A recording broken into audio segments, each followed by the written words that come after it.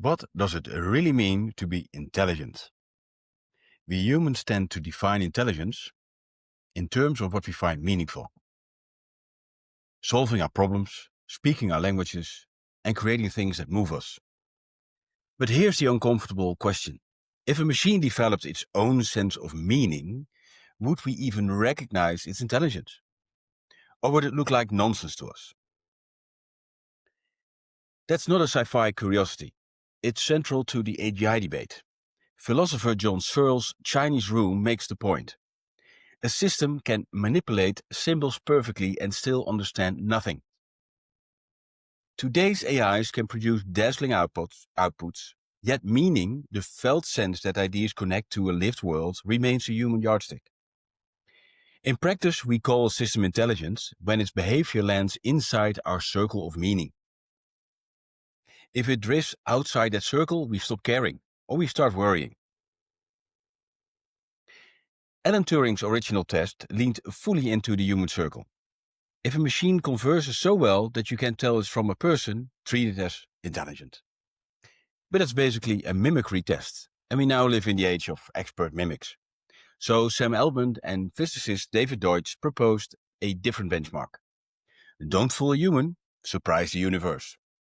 In their Turing test 2.0, an AI would qualify as AGI if it solves an unsolved foundational physics problems like quantum gravity, and crucially, explained how it did. That flips the metric from seems human to creates new knowledge. If a model unifies Einstein and quantum mechanics, it has clearly done something beyond remixing its training data. I love the ambition, and it's closer to what we actually want from superintelligence. Still, there's a wrinkle. Even a correct theory could be the product of brute force search and pattern exploitation, with zero inner understanding. So, does that count as intelligence or just computation at scale? And even if we grant it as intelligence, we still haven't addressed the second axis, alignment to human meaning. A system can be brilliant and alien at the same time.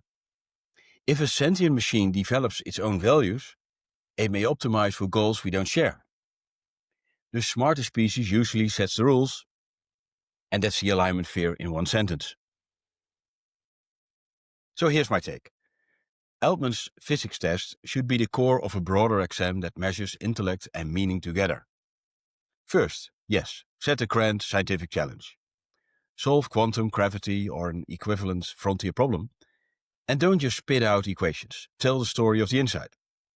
The contradictions you noticed, the moves you tried, the leap that clicked. That demonstrates knowledge creation.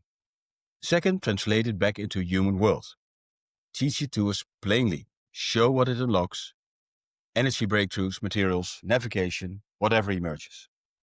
Intelligence that cannot bridge to human meaning is, at best, a curiosity and at worst, a risk.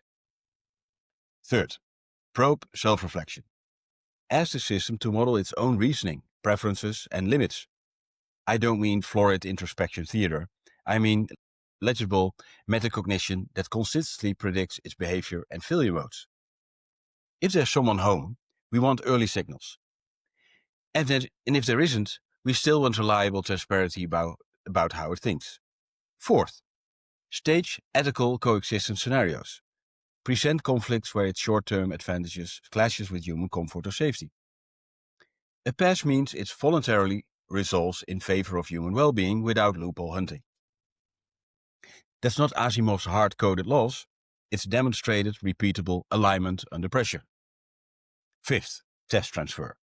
Ask it to carry the same cognitive virtues across domains. Physics on Monday, biology on Tuesday, city governance on Wednesday, and education curriculum on Thursday.